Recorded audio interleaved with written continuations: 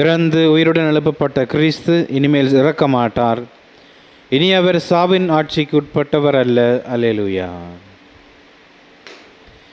தந்தை மகன் தூயாவியாரின் பெயராலே ஆமென். நம் ஆண்டவராகிய இயேசு கிறிஸ்துவின் அருளும் கடவுளின் அன்பும் தூயாவியாரின் நட்புறவும் உங்கள் அனைவரோடும் இருப்பதாக. உம் ஆன்மாவோடும் இருப்பதாக. இயேசுவுக்குள் பிரியமானவர்களே, பாஸ்கா காலத்தினுடைய 4வது வாரத்திலே நாங்கள் பயணித்துக் கொண்டிருக்கின்றோம். இந்த வாரத்திலே பயணித்துக் கொண்டிருக்கின்ற எங்களுக்கு இன்றைய நாளிலே ஆண்டவர் தருகின்ற செய்தி என்னவென்றால், ஆண்டவருடைய ஆயரை போல நாங்கள் வாழ வேண்டும். ஆயத்துவத்தை எங்களுடைய வாழ்விலே நாங்கள் பிரதிபலிக்க வேண்டும். சிதறுண்டு போகின்ற மக்களை, தொலைந்து போகின்ற மக்களை நாங்கள் தேடிச் செல்கின்ற ஆயர்களாக, கூலி வேலையாட்களைப் போல அல்ல, மாறாக உண்மையாகவே உயிரை கொடுத்து ஆடுகளை மீட்கின்ற, துணிவுடன் ஆடுகளை மீட்கின்ற ஆயர்களாக நாங்கள் மாற இன்றைய நாளிலே அழைத்து நிற்கின்றார். ஆகவே இன்றைய நாளிலே நாங்கள் ஆயர்களாக மாற துணிவையும் தன்னலமற்ற அன்பையும் கேட்டு இறைவனிடம் மன்றாடுவோம். சகோதர சகோதரிகளை, தூய பலியை நாங்கள் தகுதியுள்ளவர்களாக ஒப்புக் கொடுக்க அதற்கு தடையாக இருக்கின்ற பாவங்களை நினைத்து இறைவனிடம் மன்னிப்பு கேட்போம். எல்லாம் வல்ல இறைவனிடமும் சகோதர சகோதரிகளே, உங்களிடமும் நான் பாவியனை ஏற்றுக்கொள்கின்றேன். ஏனெனில் என் சிந்தனையாலும் சொல்லாலும் செயலாலும் கடமையில் தவறியதாலும் பாவங்கள் பல செய்தேன். என் பாவமே, என் பாவமே, என் பெரும் பாவமே. ஆகையால் எப்போதும் கன்னியான புனித மரியாவையும் வானதூதர் புனிதர் அனைவரையும், சகோதர சகோதரிகளே, உங்களையும் நம் இறைவனாகிய ஆண்டவரிடம் எனக்காக வேண்டிக் கொள்ள மன்றாடுகின்றேன். எல்லாம் வல்ல இறைவன் நம்மை இரக்கம் வைத்து நம் பாவங்களை மன்னித்து நம்மை நிலை வாழ்வுக்கு அழைத்து செல்வாராக. ஆமென். ஆண்டவரே இரக்கமாயிரும். ஆண்டவரே இரக்கமாயிரும். கிறிஸ்துவே இரக்கமாயிரும். கிறிஸ்துவே இரக்கமாயிரும். ஆண்டவரே இரக்கமாயிரும். ஆண்டவரே இரக்கமாயிரும். மன்றாடுவோமாக. இறைவா, பெறு பெற்றோரின் முழு நிறைவொளியே, பாஸ்கா மர நிகழ்வுகளை உலகில் நாங்கள் கொண்டாட அருள் கூந்தீர். இவ்வாறு அது அருளின் முழுமையை நாங்கள் என்றென்றும் கொண்டாடி மகிழ்வுறச் செய்தருள்வீராக. உம்மோடு தூயாவியாரின் ஒன்றிப்பில் இறைவனாய் என்றென்றும் வாழ்ந்து ஆட்சி செய்கின்ற அவர் வழியாக உம்மை மன்றாடுகின்றோம். ஆமென். முதல் வாசகம்.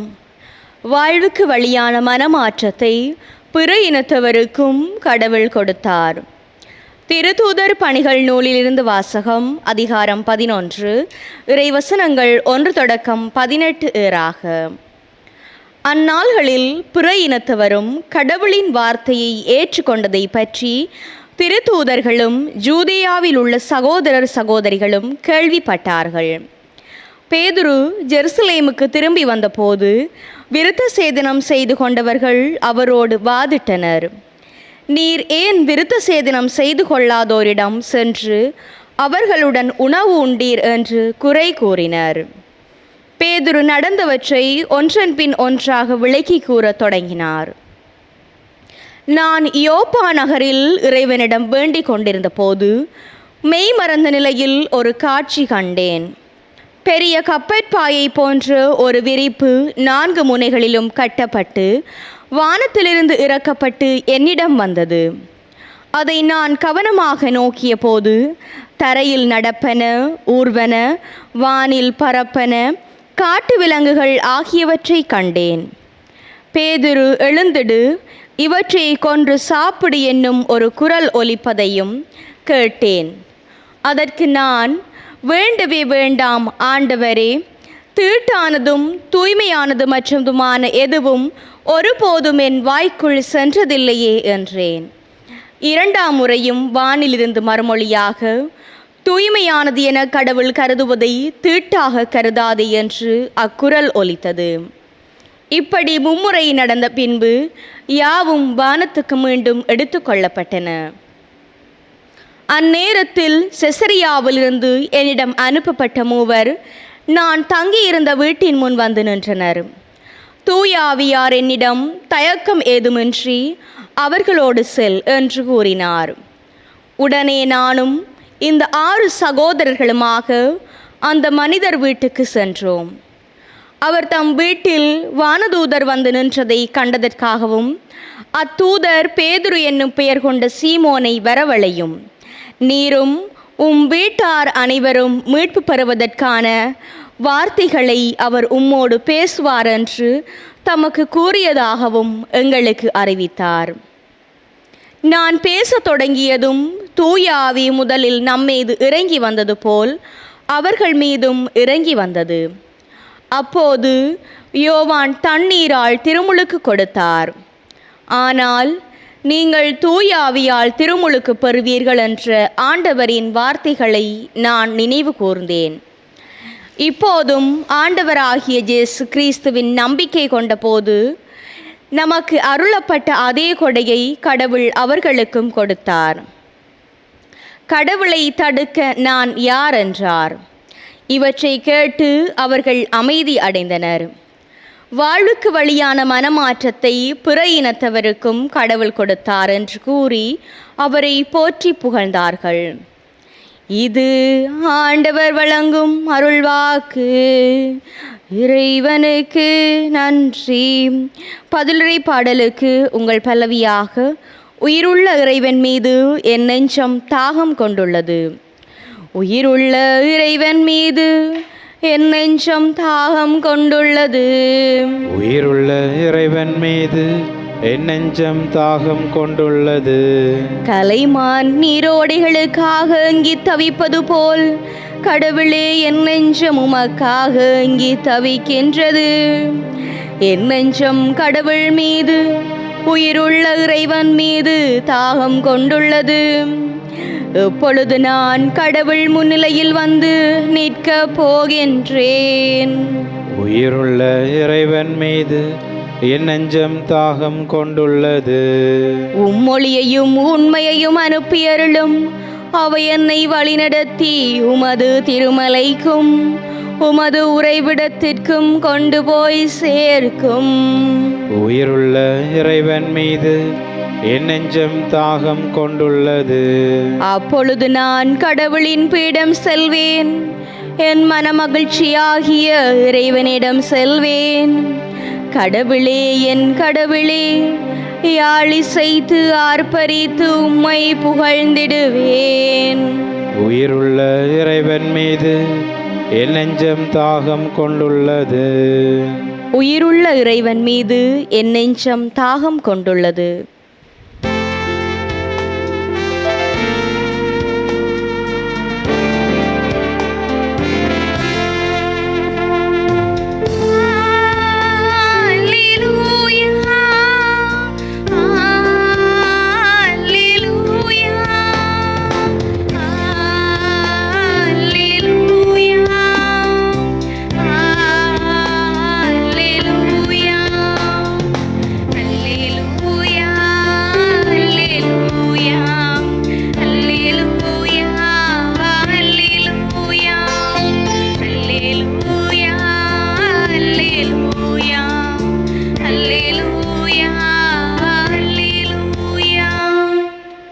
நல்லாயன் நானே, நானும் என் நாடுகளை அறிந்திருக்கின்றேன், என் நாடுகளும் என்னை அறிந்திருக்கின்றன என்கின்றார் ஆண்டவர். அல்லேலூயா.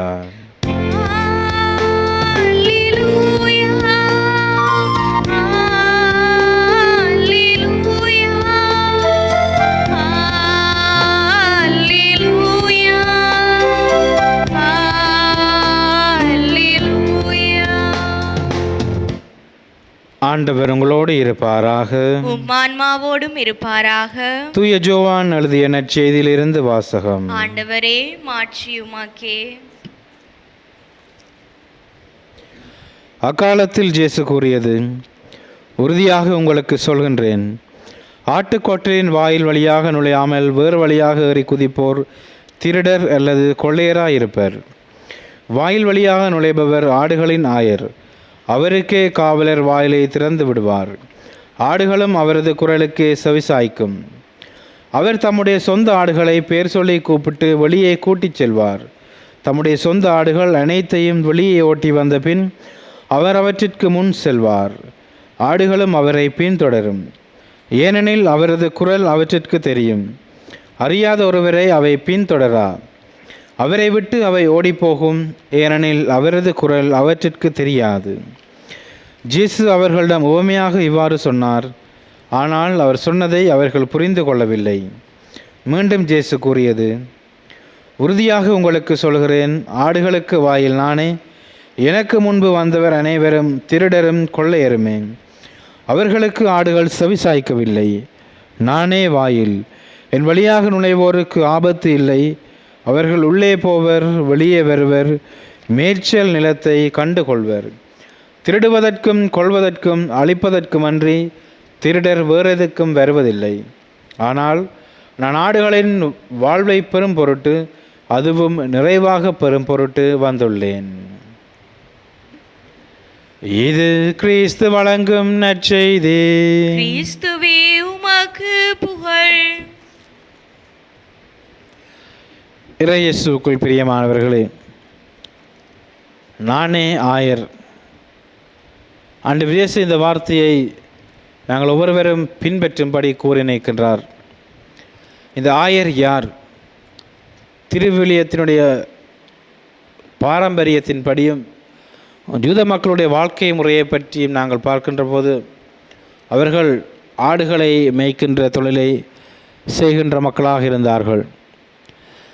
இந்த ஆயர்கள் என்ன செய்வார்கள் என்றால், இந்த ஆடுகளை நகரத்தை விட்டு வெளியே மலைப்பாங்கான இடங்கள், காடுகளை போன்ற இடங்களை நோக்கி கூட்டிச் செல்வார். ஏனென்றால் அங்கே பச்சை பசையிலான புட்கள் இருக்கும். ஆடுகள் உண்பதற்கு நிறைவான உணவுகள் இருக்கும். ஆனால் அதே நேரத்தில் அங்கே ஓநாய்களும் கொடிய காட்டு விலங்குகளும் இந்த ஆடுகளை பிடிப்பதற்கென்று அங்கே வரும். அங்கே போகின்ற இந்த ஆயர்களுக்கு ஒரு துணை இருக்காது, பாதுகாப்பு இருக்காது. அவர்கள் இந்த மந்தைகளை மலையோரங்களிலே படுக்க விட்டு உறங்க விட்டு அவர்கள் அவற்றை சுற்றி நடந்து காவல் செய்வார்கள். போதுமான உணவு, உறக்கம், நீர் இவர்களுக்கு கிடையாது. ஆனாலும் தங்களுடைய ஆடுகளை பாதுகாக்கும் பொருட்டு இவர்கள் தங்களை தியாகம் செய்து இவற்றை பாதுகாப்பார். இந்த கொடிய மிருகங்களிடமிருந்து பாதுகாப்பார். ஆனால் கூலிக்கு வேலை செய்யும் ஆட்கள் என்ன செய்வார்கள் என்றால், அவர்கள் இவ்வாறு பாதுகாக்க மாட்டார்கள். அவர்கள் தங்களின் பாதுகாப்பையே முன்னுரிமையாக கருதுவார்கள். எங்கே தங்களுக்கு பாதுகாப்பாளரிடம் இருக்கோ அங்கே இவர்கள் ஆடுகளை விட்டு தாங்கள் ஓய்வெடுப்பார்கள். தாங்கள் பாதுகாப்பாக இருப்பார்கள். ஆடுகளுக்கு உணவு இருக்கின்றதா, ஆடுகள் பாதுகாப்பாக இருக்கின்றதா என்று அவர்கள் பார்க்க மாட்டார்கள். இதுதான் இந்த ஆயர்களுக்கும் கூலி வேலையாட்களுக்கும் இடையிலான வித்தியாசம். இன்றைய நாளிலே ஆண்டவர் தன்னை ஒரு நேர்மையான உண்மையான ஆயராக கூறுகின்றார். அதை வாழ்ந்தும் காட்டினார். எவ்வாறென்றால், சிலுவை மரத்திலே மரித்து தன் உயிரை தன்னுடைய மக்களுடைய மீட்புக்காக கொடுத்த அந்த ஆண்டவர் நானே உண்மையான ஆயர் என்று தன்னுடைய வார்த்தையாலும் வாழ்வாலும் வாழ்ந்து காட்டியவராக இருக்கின்றார். ஆகவே இந்த ஆண்டவர் இயேசுவினுடைய ஆயத்துவ வாழ்க்கை எங்களுக்கு இன்றைய நாளிலே பாடமாக செய்தியாக தரப்படுகின்றது. எவ்வாறெனில், நாங்களும் இந்த ஆண்டவரை போல ஆயத்துவ வாழ்க்கை வாழ வேண்டும்.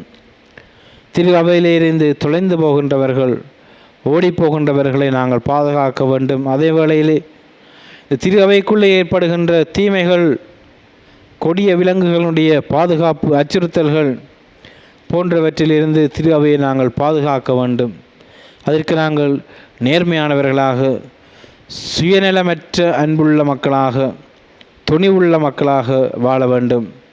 எங்களுக்கு தெரியும், நாங்கள் வாழுகின்ற இந்த சமுதாயத்தில் எங்களுடைய கத்தோலிக்க திரு அவைக்கு விசுவாசத்துக்கு எதிராக நிறைய பிரச்சனைகள், போராட்டங்கள் பல்வேறு சமூகத்தவரினால், சமயத்தவரினால், அரசியல் தலையீடுகளினால் நடந்து கொண்டிருக்கின்றது. இவற்றிற்கு எதிராக நாங்கள் போராட வேண்டும். இவற்றிலிருந்து நாங்கள் திரு அவையையும் நம்பிக்கையையும் விசுவாசத்தையும் பாதுகாக்க வேண்டும். பலவீனமாக இருக்கின்ற மக்களை பாதுகாக்க வேண்டும். அதற்கு துணிவும் நிறைவான அன்பும் சுயநலமற்ற தன்னலமற்ற அன்பும் எங்களுக்கு தேவை.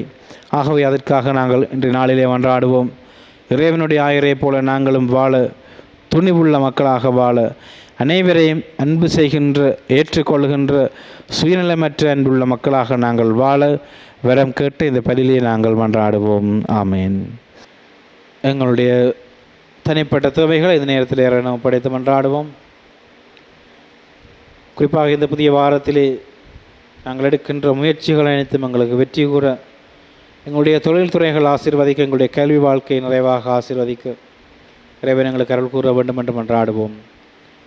இனமாக நோயில் இருப்பவர்கள், தனிமையில் இருப்பவர்கள், முதுமையில் இருப்பவர்கள், தீராத நோயினாலே நாள்பட்ட நோயினாலே அவதிப்பட்டு கொண்டிருக்கின்றவர்கள் அனைவரையும் இந்த உயிர்த்த ஆண்டவருடைய மகிழ்ச்சியும் ஒளியும் அவர்கள் வாழ்வை ஒளிவிக்க, அவர்கள் தங்கள் நோயிலிருந்து சுகம் பெற்று இறைவனை போற்றுகின்ற மக்களாக மாற அவர்களுக்காகவும் நாங்கள் இந்த நேரத்திலே மன்றாடுவோம்.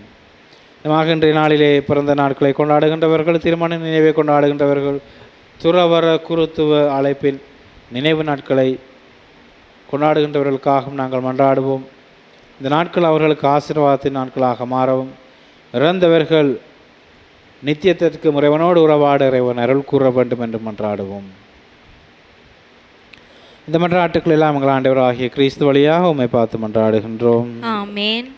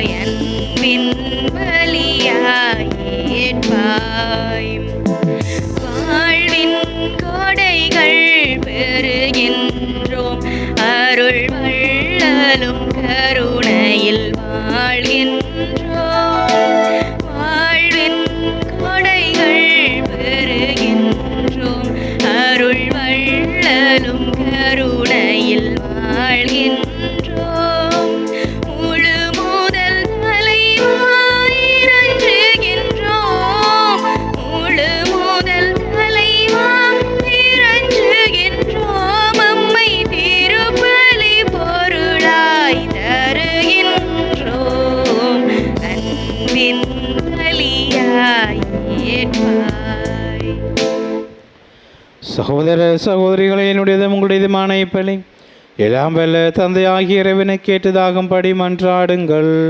ஆண்டவர் தமது பெயரின் புகழ்ச்சிக்காகவும் மாட்சிக்காகவும் நமது நன்மைக்காகவும் புனித திரு அவை அனைத்தின் நலனுக்காகவும் உமது கையிலிருந்து இப்பலியை ஏற்றுக்கொள்வாராக. ஆண்டவரே, அக்களிப்புறும் திரு அவையின் காணிக்கைகளை நீர் ஏற்றுக்கொள்ளமை வேண்டுகின்றோம். இப்பெரும் மகிழ்ச்சிக்குரிய காரணத்தை நீர் தந்திருப்பதால் அதன் பயனாகிய முடிவில்லா பேரன்பத்தை எங்களுக்கு அருள்வீராக.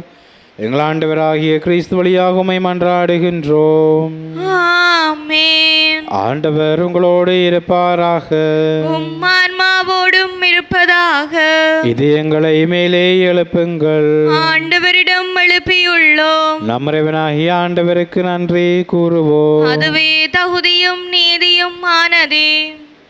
ஆண்டவரே, காலத்திலுமை பொழுதுரைப்பதும் எல்லாவற்றிற்கு மேலாக எங்கள் பாஸ்காவாகிய கிறிஸ்து பலியானை சிறப்பான காலத்தில் உம்மை என்ன மிகுதியாக வாழ்த்தி போற்றுவதும் மெய்யாகவே தகுதியும் நீதியுமாகும் எங்கள் கடமை மேற்பிற்குரிய செயலுமாகும்.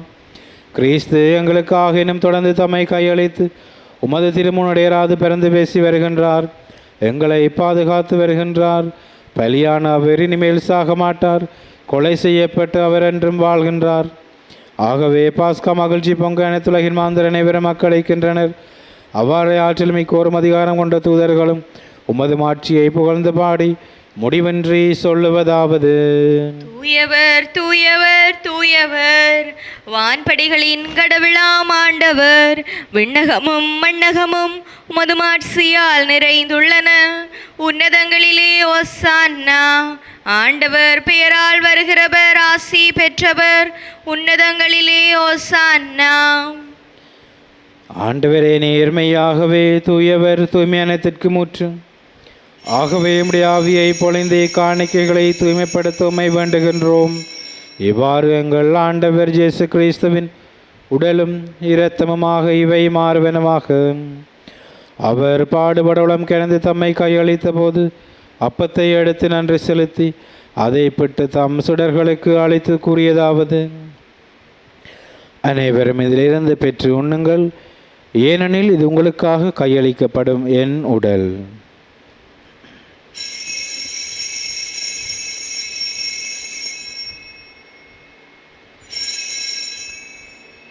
அவ்வண்ணமே இரவு விருந்தை அருந்திய பின் கிண்ணத்தையும் எடுத்து மீண்டும் மக்கு நன்றி கூறி தம் சுடர்களுக்கு அழைத்து அவர் கூறியதாவது: அனைவரும் இதிலிருந்து பெற்று பருகுங்கள், ஏனெனில் இது புதிய நிலையான உடன்படிக்கைக்குரிய இரத்தத்தின் கிண்ணம். இது பாவ மன்னிப்புக்கென்று உங்களுக்காகவும் பலருக்காகவும் சிந்தப்படும். இதை என் நினைவாக செய்யுங்கள்.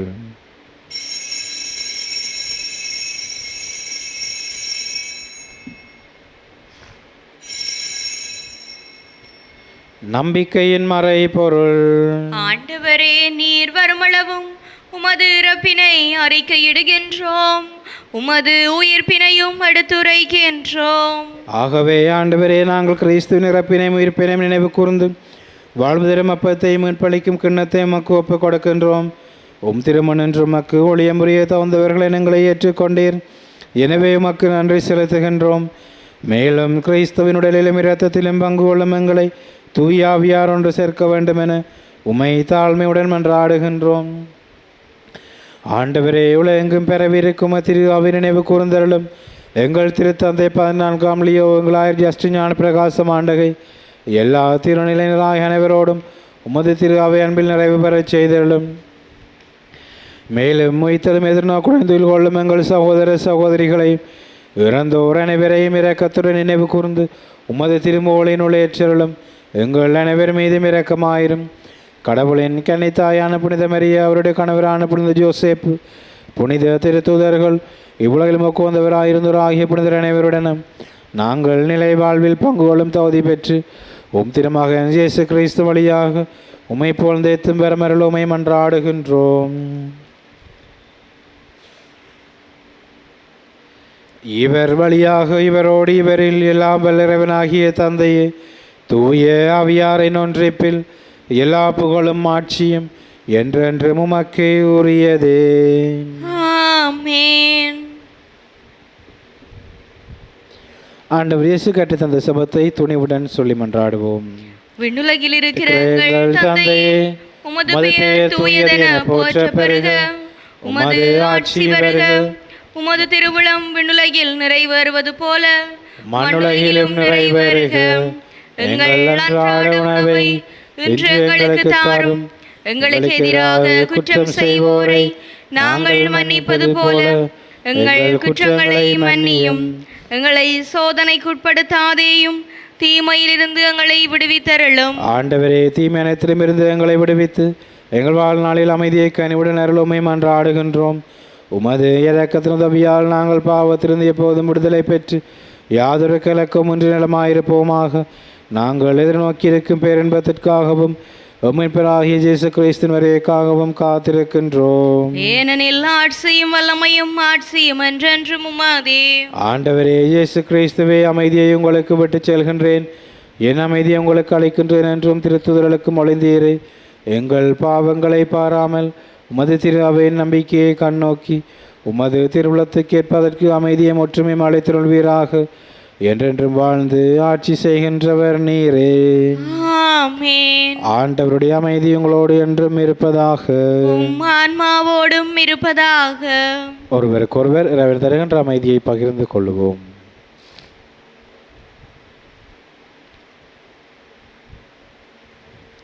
உலகின் பாவங்களை போக்கும் இறைவனின் செம்மறியே, எங்கள் மேல் இரக்கமாயிரும்.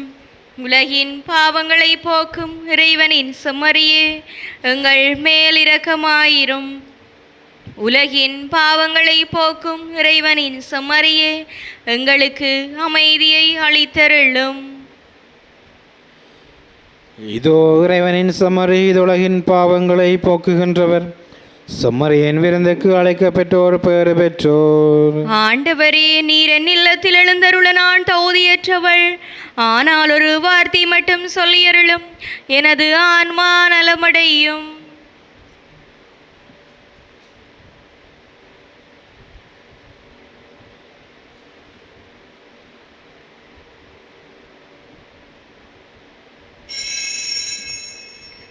நற்கருணை ஆன்மீக செபம். நற்கருணையில் உயிருடலாக வீற்றிருக்கும் ஆண்டவராகிய இயேசுவே, இத்தருணத்தில் அருட்சாதன வடிவில் உம்மை பெற்றுக்கொள்ள இயலாததால் நான் உம்மை ஆன்மீக ரீதியில் பெற்றுக்கொள்ள மிகுந்த ஆசையாயிருக்கின்றேன். ஆண்டவராகிய இயேசுவே, என் உள்ளத்தில் எழுந்தருளிவாரும். ஆமேன்.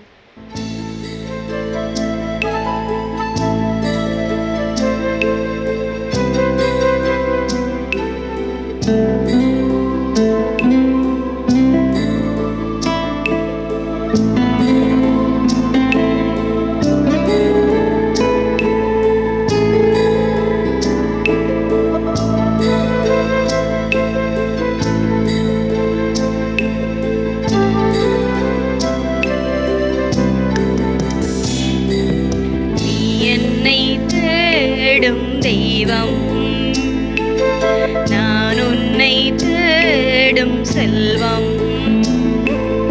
உனதன்பில் உளம் காணும் இன்பம், உறவிலோர் புது வாழ்வு பொங்கும், உறவிலோர் புது வாழ்வு பொங்கும்.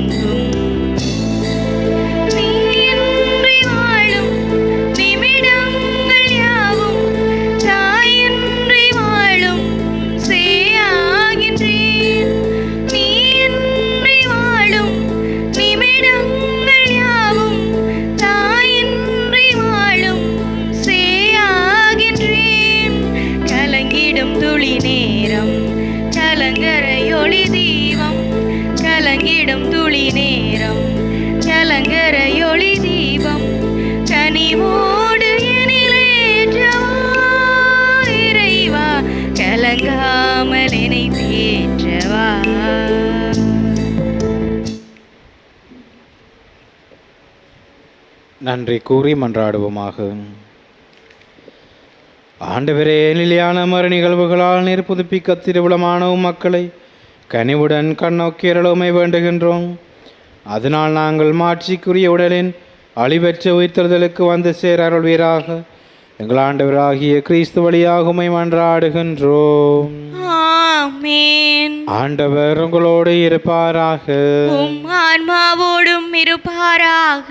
எல்லாம் வல்ல இறைவன் தந்தை, மகன், தூயாவியார் உங்களையும் உங்கள் குடும்பங்களையும் உங்கள் தொழில்துறைகளையும் நிறைவாக ஆசீர்வதிப்பாராக. ஆமென். இறைவனின் அமைதியில் சென்று வாருங்கள். திருப்பலி நிறைவேறிற்று. இறைவனுக்கு நன்றி.